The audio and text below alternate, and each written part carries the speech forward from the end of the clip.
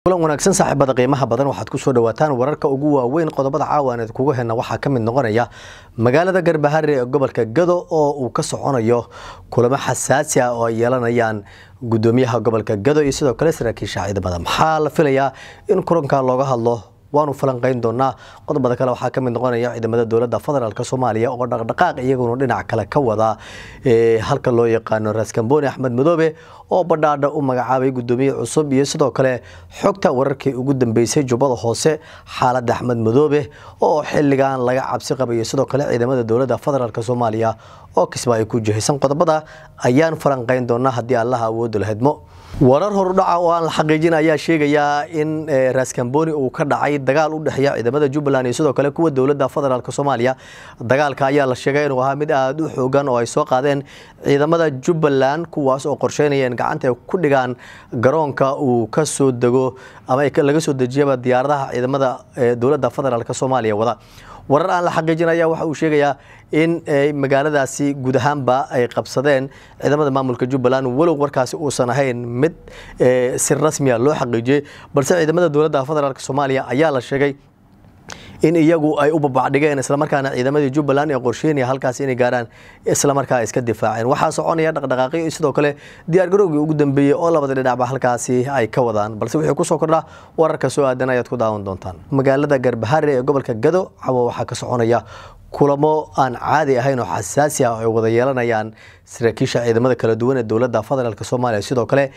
gudoomiyaha gobolka Gado Cabdullaahi Shimbir kulamada ayaa diiradda lagu saaraya sidii guud ahaanba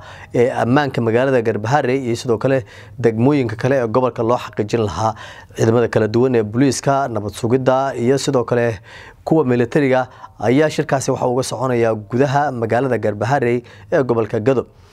sida ay islamada waxa jiray kulan xasaasi ah oo dhinaca kale maamulka gobolka Gado uu leeyahay saraakiisha Itoobiyaanka ee ku sugan magaalada si guud ahaanba looga qayb qaato sugidda ammaanka guud ahaanba gobolka iyo sidoo kale magaalada Garbahare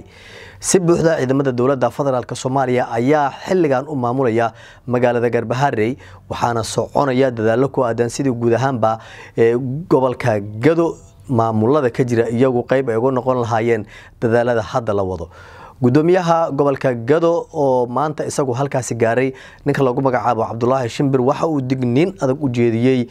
gudoomiyaasha degmooyinka guud ahaanba gobolka Gado isagoo sheegay in aysan jirin meel dhexe laba midkood ayuu sheegay inay kala doortaan mid waa in ay ku soo biiraan maamulka cusub ee dawladda Soomaaliya halkaasi oo u dhistay iyo sidoo kale in ay si cad u sheegaan Axmed Madoobe inay taageeraan qaarkood oo maalmo ka hor warbaahinta la hadlay waxay si cad u sheegeen inaysan aqoonsanayn dawladda federaalka Soomaaliya oo iyagu qayb ay ka yihiin maamulka Jubbaland balse sheekada waxa soo gabagabeeyay gudoomiyaha gobolka Gado Cabdullaahi Shimbir ninka lagu magacaabo isagoo tilmaamay in marna aan la ogolaan doonin in halkaasi laba dhinac oo kala aragti duwan ay ku sugnaadaan waana sababta keentay in caawa magaaladaasi uu kaga soconayo kulamada xasaasiga ah oo looga hadlayo arrimaha amniga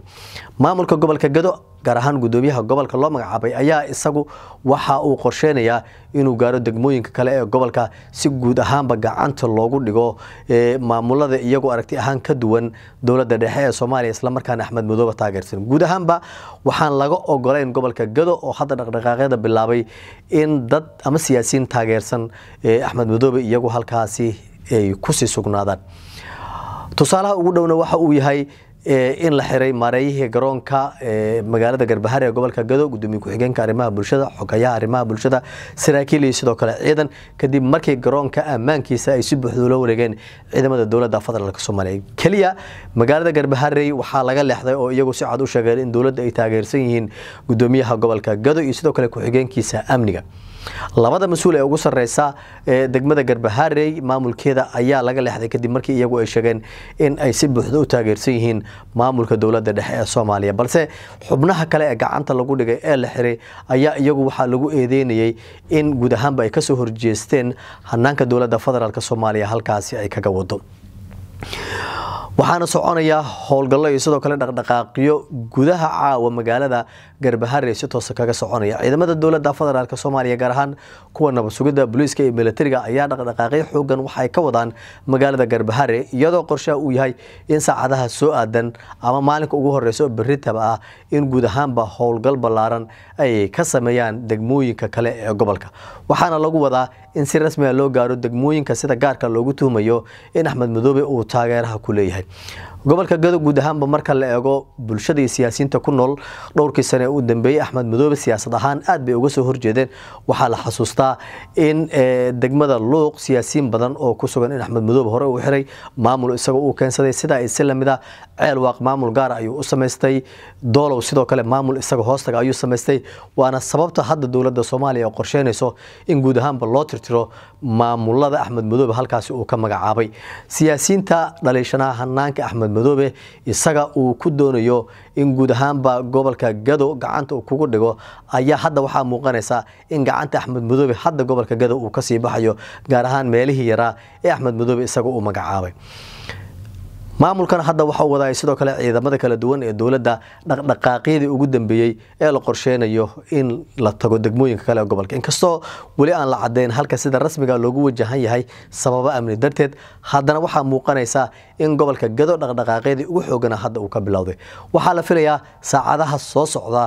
in guud ahaanba magaalada Garbaharre ay ka degaan diyaarado sida ciidamada dowladda federaalka Soomaaliya haday ahaan lahaayeen kuwa gorgor iyo sidoo kale kuwa haramcad oo la qorsheynayo in howlgallo wadajira iyagu halkaas ay ka fuliyaan Axmed Madoobe markaan dowladda Soomaaliya waxay qorsheynaysaa in sida ugu dhaqsiyaha badan ee u soo afjarto waayihiisii siyaasadeed ee gobolkaasi kadib markiisa saddexaad uu shalay isdoorteen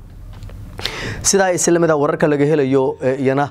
Raskamboni waxa ay sheegayaan in halkaas ciidamada dowladda federaalka Soomaaliya ay ka wadaan dhaqdhaqaaqyo aad u xoogan ciidanka haramcad oo iyagu halkaas ku biiray ayaa waxay sameynayaan dhaqdhaqaaqyadii ugu dambeeyay iyo sidoo kale in guud ahaanba si toos ah u wadaan halka qorshaha uu yahay Axmed Madoobe marka la eegana waxa uu gudoomiye u magacaabay degmada Badhaadhe kadib markii uu ogaaday in ciidamo ka tirsan kuwa dowladda federaalka Soomaaliya ay gaareen ama ay ku sugan yihiinba magaalada Raskamboni oo qiyaastii Kismaayo u jirta 320 oo qiyaastii u jirta 274 kilomitir Badhaadhe iyo sidoo kale marka la eego Raskamboni wax sida u badan iskuma jiraan Axmed Madoobe isaguna waxa uu qorsheenayaa in halkaas dhaqdhaqaaqyo uu ka bilaabo si guud ahaanba Kismaayo ay u adkaato in ciidamada dowladda federaalka Soomaaliya ay si fudud ku soo gaaraan dowladda Soomaaliya hadda waxay qorsheynaysaa in Axmed Madoobe jiha walba ciidamada dowladda federaalka Soomaaliya looga geeyo haday ahaanad bari iyo bad intaba waxaana la filayaa in saacadaha soo aadan iyadana sida wararka lagu helayo in dhinaca badda magaalada Kismaayo ciidamada dowladda ay ka galaan dowladda Soomaaliya oo gaar ahaan madaxda ugu sareysa waa ra'iisul wasaare Xamse sidoo kale madaxweynaha dowladda federaalka Soomaaliya go'aankeedii ugu dambeeyay ayay qaateen oo ahaa in guud ahaanba Axmed Madoobe iyo sidoo kale waayihiisii laga soo afjaro magaalada Kismaayo Madoobe dhinaciisa waxa uu walaac xoogan ka muujiyay khudbad uu jeediyay in uu ka warqabo xogta ciidamada la geeyay halka loo yaqaan Raskamboni waxa uu tilmaamay inaysan jirin caqabad iyo sidoo kale walwal uu qabo Axmed Madoobe balse marka la eego xooga ciidamada dowladda federaalka Soomaaliya sidoo kale awoodaha halkaas la isugu geeyay waxa suuragal noqon karta in Axmed Madoobe sida ugu dhaqsiyaha badan uu ku soo galo gacanta dowladda federaalka Soomaaliya dowladdu waxay doonaysaa in dalkan ay ka qabato doorasho qof iyo cod ah balse Axmed Madoobe waxa uu qorshihiisu yahay sidii uu dhabar jabin lahaa hanka in dalkan ay ka dhacdo doorasho qof iyo cod ah marka la eego Madoobe gorgortan ayuu rabaa hadda inuu la galo markiisa saddexaad markii la doortay oo ah inuu aqbalo in doorasho qof iyo la aado balse isagu waaba la doortay oo wuxuu rabaa 5 sano kadib in doorasho qof iyo cod ah guud ahaanba dalka laga qabto waana arin dowladda hadda jirta ee Xasan Sheekh iyo Xamse ay hogaaminayaan guud ahaanba ay diidan yihiin fikirka Axmed Madoobe oo uu doonayo hadba meesha uu rabo in isaga dowladda dhexe uu jiheeyo balse markaan waxa muuqanaysa in waayihii Axmed Madoobe uu isaga soo afjarmi rabo warar hoose oo sida ay islamada la helayo waxa la sheegayaan gudoomiyihii Badhaadhe ee Axmed Madoobe uu magacaabay in uu isu soo dhibay ciidamada dowladda federaalka Soomaaliya halkaas ku sugan waxa la filayaa in saacadaha soo aadan gudoomiyaha isu soo dhibay uu soo gaaro magaalada Muqdisho isagoo ay wadaan ciidamo ka tirsan kuwa dowladda federaalka Soomaaliya Axmed Madoobe hadda waxay u muuqanaysaa in siyaasiyiinta gacantiisa ay ka sii baxayaan oo ay aadayaan dhinaca dowladda federaalka Soomaaliya wixii ku soo kordha wararka soo aadan ayaad ku daawan doontaan